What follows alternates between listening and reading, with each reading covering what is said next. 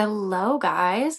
I am trying a different format because I realized that I didn't like the format that I was doing initially. And so here we are trying something new. Hopefully, it's a little bit more engaging, a little bit more fun. But hi, welcome to Debunking Fitness by Kay.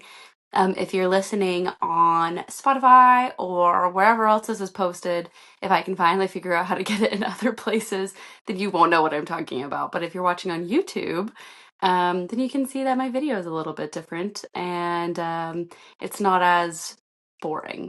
Although it is still pretty boring because I'm just kind of sitting on the floor, being all cozy, and I just think I like this visual a little bit better. It feels a little bit more personal. So, hello, welcome.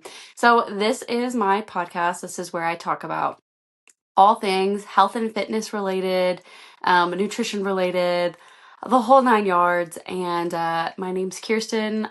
Maybe I already said that, but I am a nutrition coach, I'm a personal trainer, and I'm an athletic therapist.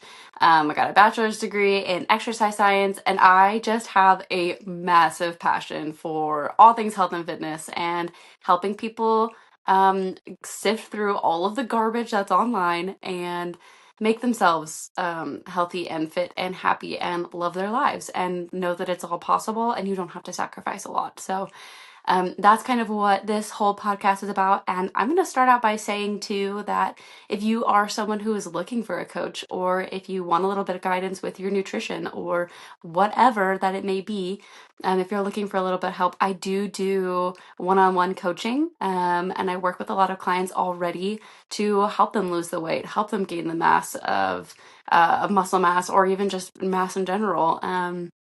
Helping people have a balanced life, helping people fix their hormones, whatever it may be, I can tackle it. And so if you are one of those people, go check out my Instagram at performance.by.k. I think I'm going to change that actually. I think it's a little bit of a mouthful to say. Or if you want to go to my website, you can also go to my website. It's www.performancebyk.com. Shoot me a message, reach out to me. I want to know. Comment on this post, or I guess, yeah, this post, it could be a post too, but comment on the video, comment on the podcast episode. I want to help, and I'm here to help, and my roster is open, and I'll leave it at that. Anyway, so welcome to today's episode. So this one is going to be all about the gluten-free myth. Basically, there's a lot of people out there that say if you eat gluten-free, then you are automatically healthier. And as someone who is gluten-free, who is dating a person who has celiac disease, so we are a gluten-free household, and I am also dairy-free as well. So I have a lactose intolerance that is pretty severe. And so I can't have any dairy and I can't have any gluten because I also have a gluten intolerance. So I got a little bit of everything going on. And I always get the comment like, you must be so healthy because you eat gluten-free. And that's not the reason why I'm healthy. And just because eating gluten-free, just because you eat gluten-free doesn't mean you're automatically healthy. Truthfully, it just means that you're allergic to wheat. And there are a lot of products out there that that are full of wheat. Most cakes, most cookies, most sweet treats, and the breads, all that stuff in the grocery store, all has wheat in it, and I can't have any of it. So I think that's kind of where that misconception comes in.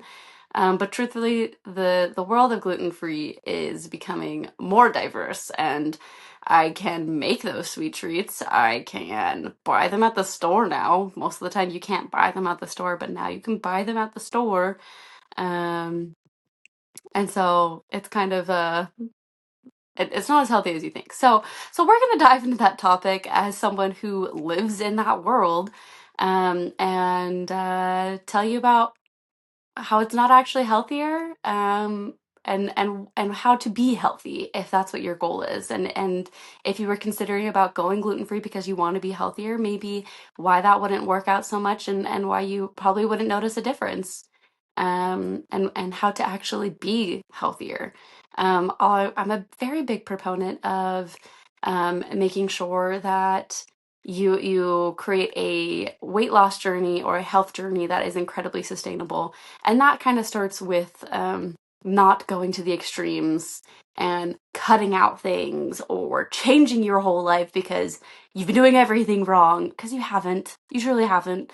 Um, it truly is all about calories in, calories out, and just like being active. Truthfully, it's a lot easier than you think. It's just that mindset portion that really gets people.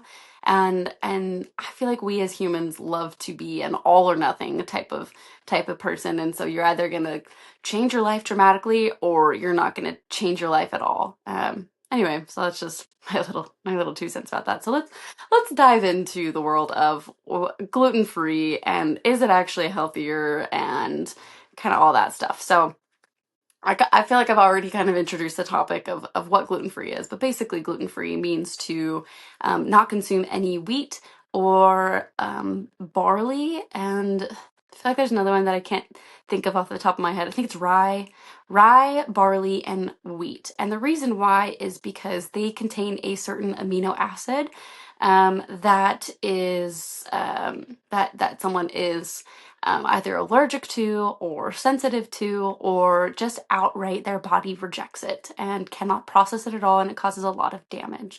And so that's the reason why you can't consume the wheat, is because that's the only thing that contains that amino acid. And so in turn, you just stop eating it, and thus coins the term gluten-free. I don't know that. Let's look it up. I can't think of the term of the amino acid off the top of my head, but it basically sounds like gluten. So I have my laptop behind me. I'm gonna look it up really quick because I want to look it up.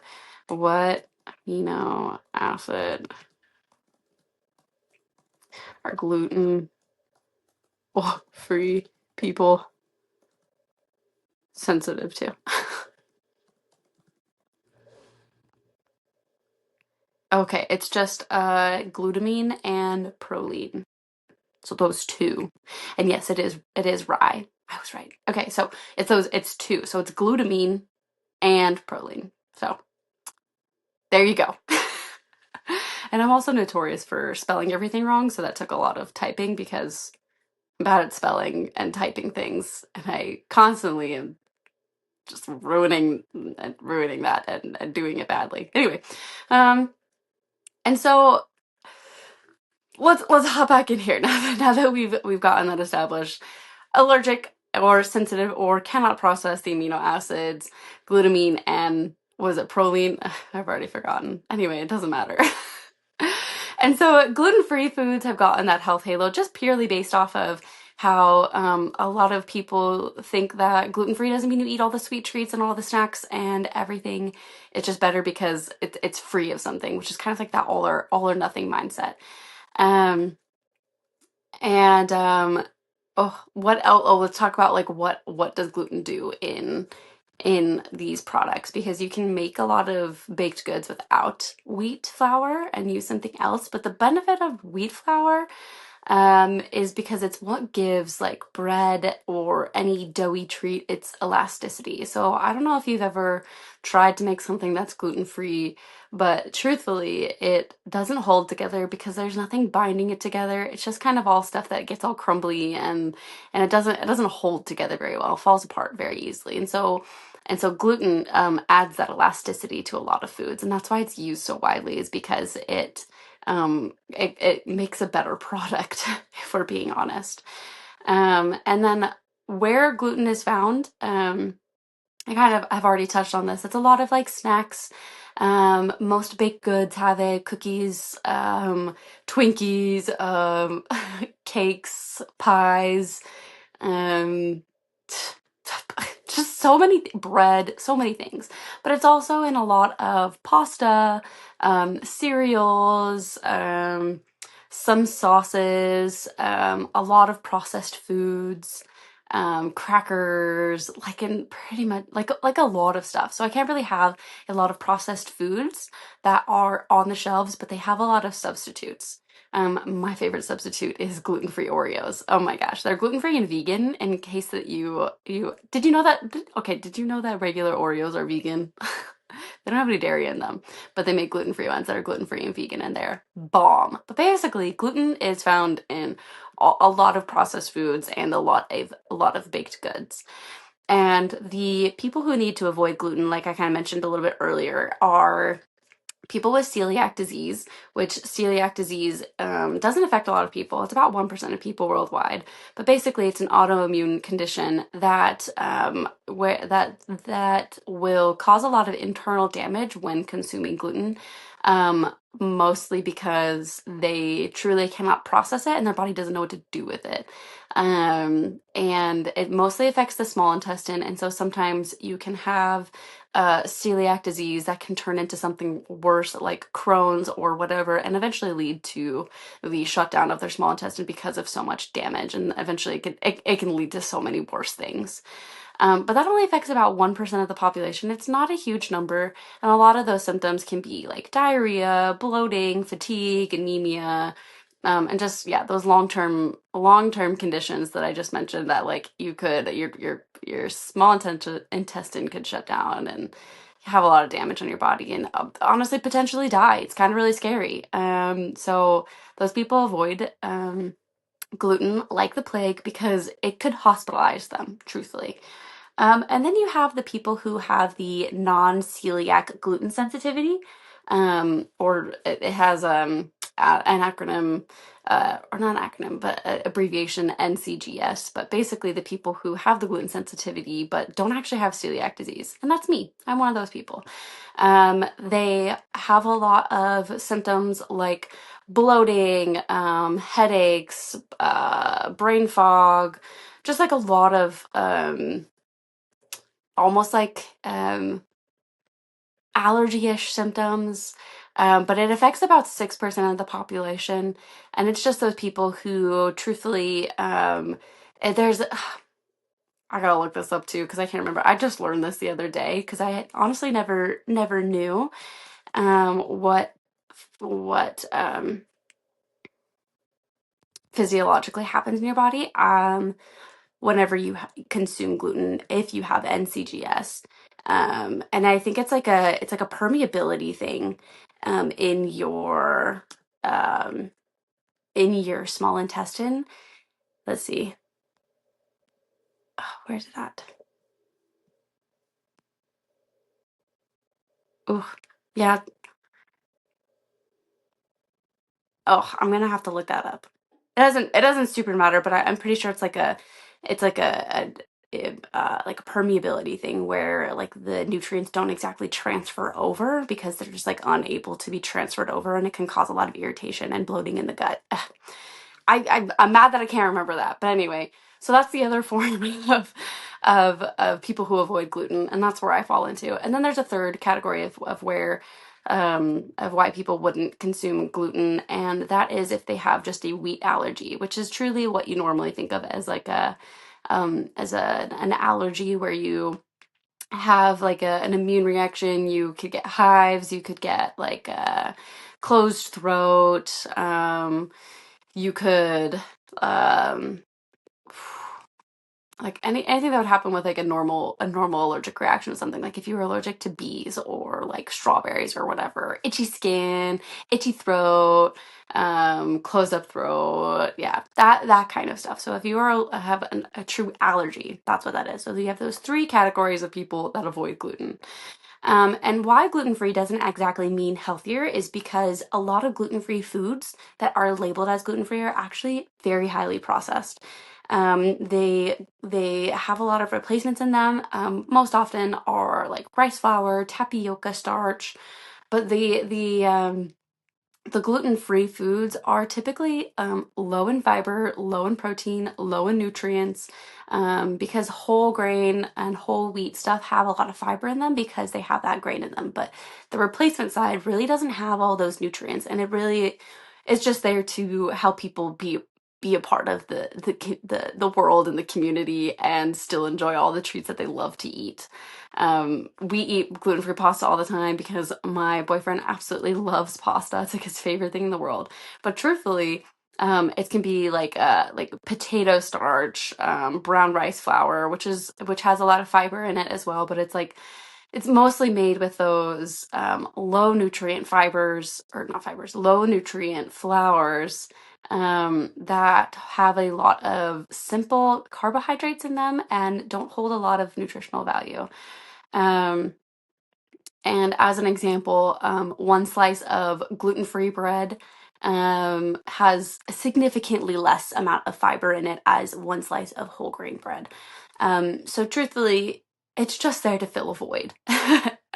Because whenever you have an allergy, there is a void, and sometimes people don't want to have that void, but they have no choice. And then a lot of gluten-free stuff has a lot of additives and sugar added into it. They contain a lot of additional fats and emulsifiers to help mimic the flavor and texture of gluten-free foods. So emulsifiers will help kind of bind the food together to make it feel and taste like it is like a gluten-containing food. It has the same elasticity. It has the same kind of flavor. It doesn't have like the dry, crumbly texture or whatever. It kind of makes it a little bit more realistic. And to create something that is a little bit more realistic, it takes a lot of finagling in the food science factory, basically.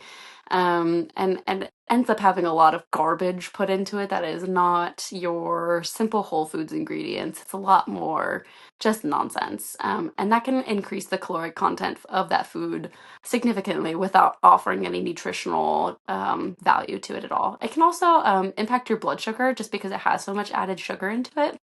And because they are very refined, simple carbs, they don't stay in your system for very long, and your body processes them very fast, and so it can spike that blood sugar pretty quickly because it gets processed so fast because it does not have that complex structure like a whole grain does or like a quinoa does.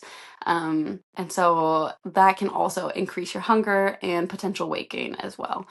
And that can be akin to your let's see, like your fruit gushers or whatever that are just made out of pure sugar. Very similar to that, just full of a lot of garbage, and they're really tasty, but they are just sugar, simple carbs, garbage, garbage, garbage. Not good for you. And also gluten-free foods, because they are for and I hate this part, because they are for the people who need it, they spike up the price a lot too. And so if you don't need to eat gluten-free, don't eat gluten-free because it is so significantly more expensive than the regular counterpart. And we look at this all the time in the grocery store because like our food is really expensive, but like we have to eat that way. And you don't want to eat it. Sometimes you want the Oreos. And so, for example, we looked at Oreos the other day, and a regular package of Oreos is like 14 ounces, and it's like $3 or something like that, or like $3.15. Okay. And then a gluten-free package of the exact same type of Oreo, like single stuff, double stuff, whatever. It's about, I think it's like 10 ounces, and it's like $3.99. It's like $4 basically. Ugh, that always happens. Anyway, and so it's a lot more expensive for a lot less. And so if you can't afford that, and you don't have to afford that, then don't do it, because it's really not healthier, truthfully. And it's not worth it. Have the regular snack. You're still going to be getting the same level of junk food ish if you're going to eat Oreos. Just have the regular Oreos compared to the gluten-free ones. You'll just save money, honestly. There really is no difference. And lastly, there is a psychological effect of why people feel like gluten-free is healthier. There is that psychological effect called the health halo, which refers to the perception that a product is healthier based on one attribute, which is being the something free. So this could be like fat-free or GMO-free, but they still have a lot of garbage in there. Just because they don't have GMOs doesn't mean there's nutrition in it. It could still be empty carbs or whatever, which is like essentially still healthier, but like not really. Very minimally. And so a lot of research kind of shows that consumers often overestimate the healthiness of foods just purely based on the label of being gluten-free.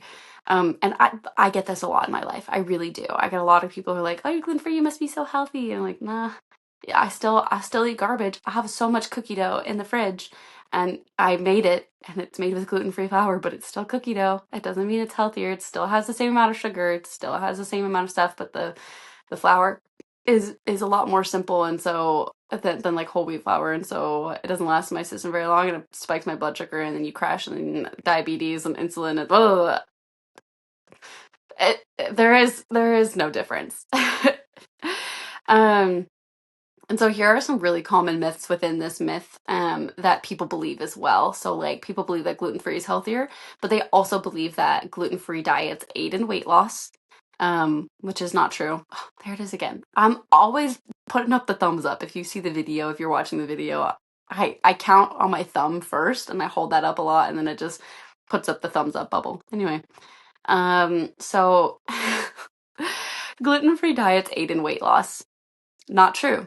The reality is that weight loss occurs when people cut out that processed food and that processed garbage and eat a lot more whole foods, and not because they eliminate gluten.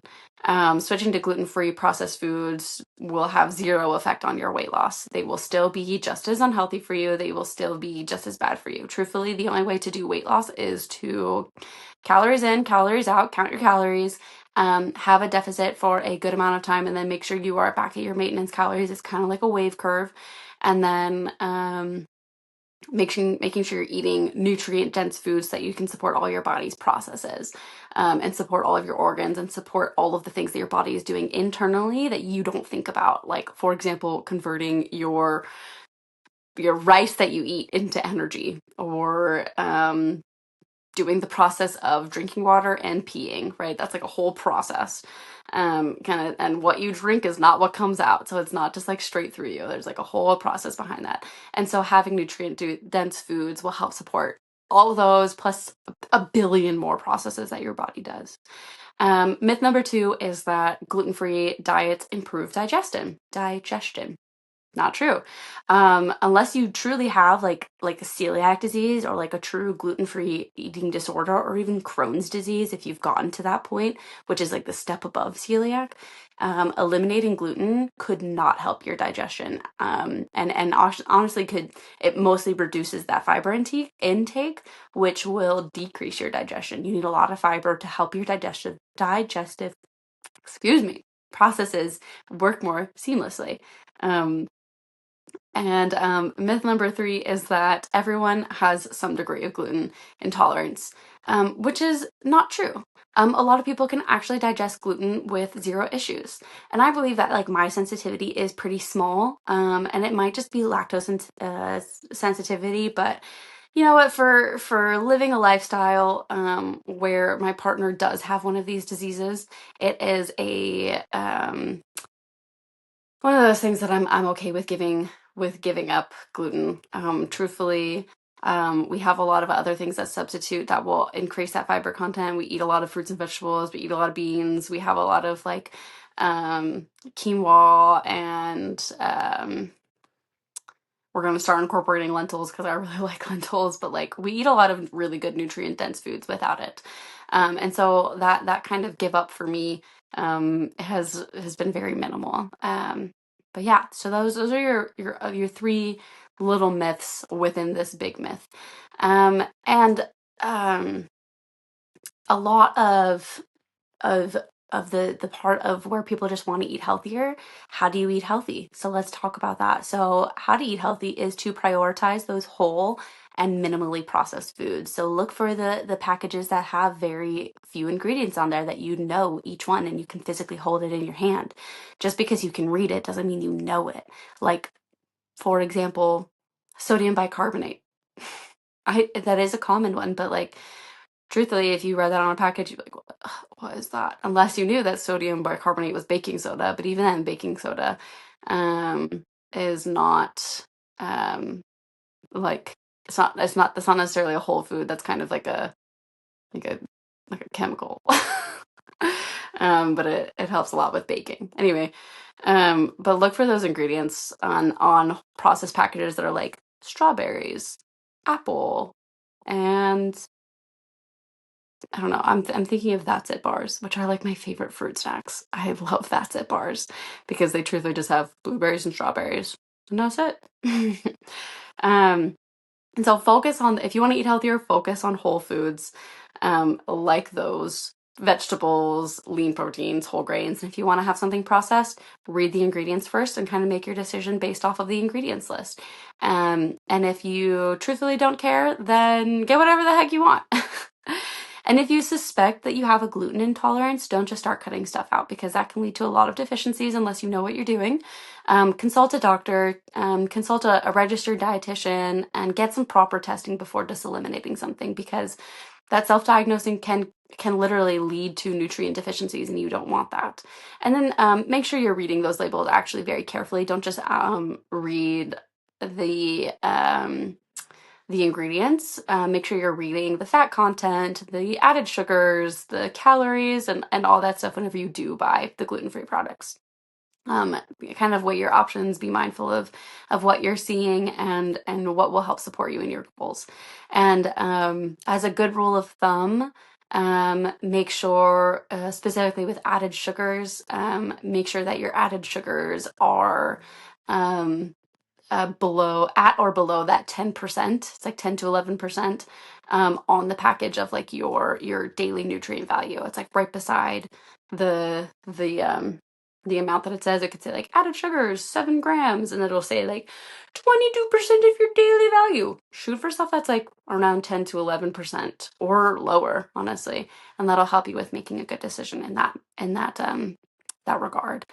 And then just to like recap this whole thing, because we've had a lot of information in this podcast and we've had a lot of information in this episode, but gluten-free diets are not bad.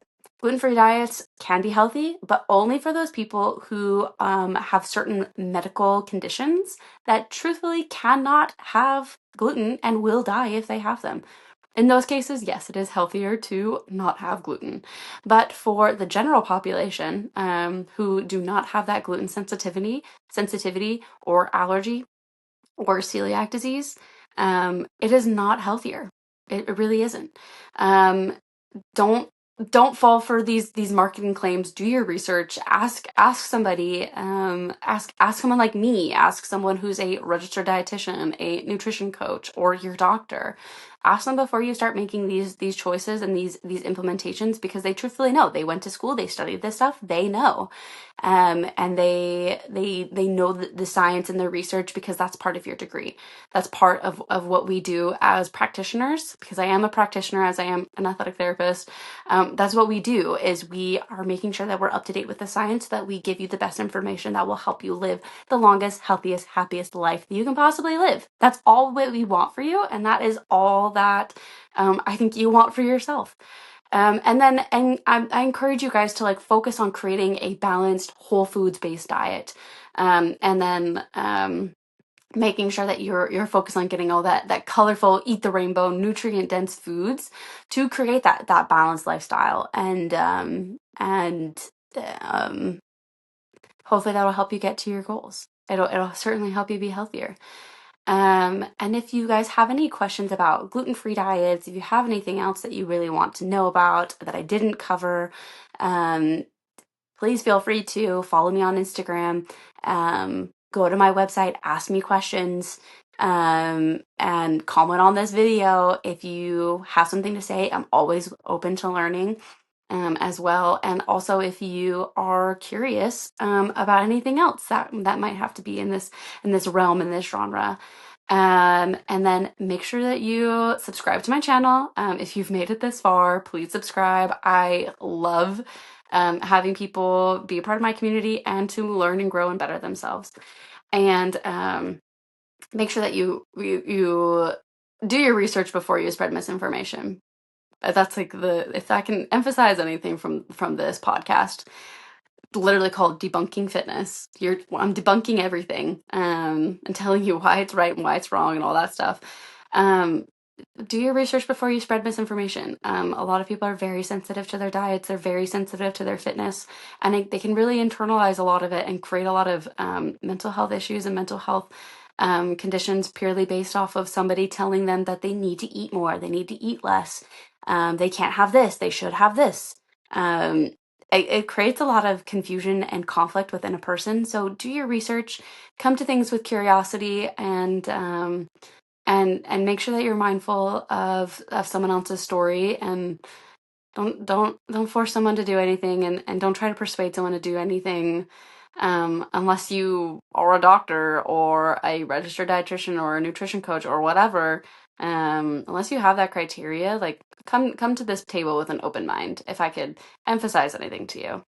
And then last but not least, I am a big fan of the paranormal. I do this every episode.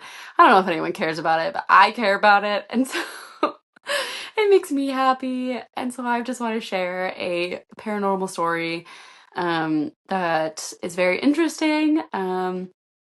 And I just want to make your day a little bit more paranormal, because we not only debunk fitness, but we also debunk ghosts. And maybe we don't debunk ghosts, maybe they are real. I don't know. I've never had an experience. Whenever I have an experience, eventually you guys will know. I will be telling you first and foremost that I'm having an experience. But anyway, so this one is called Unexplainable Scream During My Night Shift. And if you see me looking down, it's because I'm reading my laptop down here, and I'm just going to be reading this story. So, um, uh, I'm not paying attention to you. I'm just reading. Okay, anyway. So, unexplainable scream during night. Oh, the title is written so poorly. Okay. Unexplainable scream during the night during my night shift. So he works the night shift, and this happened in the middle of the night. Ooh, spooky. Okay. And then I have a little noise going whoosh. So this happened about 7 years ago, but I still think about it every so often. Back then, I worked as a security guard, and the type of security guard that travels around in the city to do these routine checks on objects. You know, making sure that doors, windows, gates, etc. are locked properly and that no people are on the property, check for fire hazards, attend SOS robbery alarms, and so on. There is a mall in the city, and per our contract, we did 2 security walks in the mall. The first one when the mall closed, where we basically emptied the mall for customers, locked doors, entrances, checking all the alarm systems, and we end the first round by making sure the mall is empty of both customers and employees, check surveillance, and turning on all of the alarms. The second walkthrough usually took place many hours after, in the middle of the night, where we made sure all the entrances are indeed locked, but also took another sweep inside to check for people and so on. This particular evening, the first security walkthrough went by without any issues, just the usual few customers taking forever to get out. The second walkthrough, however, seemed something really weird happened. I started off by walking around the mall, making sure nothing is out of the ordinary and that everything is locked. I step inside and check the alarm monitoring, where everything is turned on, no error codes or logs of people being inside after I left the mall my first time for the shift. I go to the top floor and work myself down each floor. Everything is looking good. Eventually, I end up in the cellar floor, which consists of this toy store on one side, and opposite to the store is this huge playroom. Both the playroom and toy store have this see-through glass wall separating them from the hallway in the middle. Anyways, I got down there and did my usual walkthrough of the cellar, and the toy store had this sticker on the door saying something about collectibles 50% off or something. And I walk up to the glass door and shine my flashlight towards the collectibles section. As I'm focusing on the collectibles, I hear this sudden loud scream behind me, and I mean really loud, like I wanted to cover my ears. The scream sounded like a little girl, and it screamed, "Mommy!" but with a sort of rasp and desperate tone to it, like a death scream, if that's a way to describe it. I quickly turn around, freeze in place while shining my mag light in the hallway and into the playroom, and just stand there for a solid 10 to 15 seconds, trying to see who screamed. After collecting myself, I immediately think that somehow a little girl must have been left in the playroom when the mall closed, and so I run into the playroom and start looking through all the toys and plushies, but no girl was found. I then double check every little surface in the cellar, but no one was there. I began to think that my colleague, who ended his shift many hours ago, is playing a prank on me, so I go back upstairs to the alarm/surveillance monitoring, but again, there's no logs of anyone but me entering different zones and using a key card. I then check the surveillance, but there's no one but there's no one but me on all of the cameras. I also started to chuckle at myself as I thought I looked like a coward when it happened. I settled my mind to it being some sort of doll in the toy store with a broken voice box or something, but weird that the scream came from behind me, from the hall/playroom. Uh, I visit the store. Oh, it's weird that the scream came from behind me and from the hall/playroom. So I leave. I visit the store the next day and I ask about the doll that screams, but they don't have any dolls with any kind of voice box. And they also tidy up and clean the playroom every morning. And if they find toys left behind that they themselves do not own, they make a list and put it in a storage box. No dolls whatsoever. I also ask if they have any baby monitors for sale, but they did not. I'm very skeptical by nature and absolutely do not believe in ghosts, and will always find a natural/logical, non-supernatural explanation when stuff like that happens. But what happened during the night shift, I just can't explain.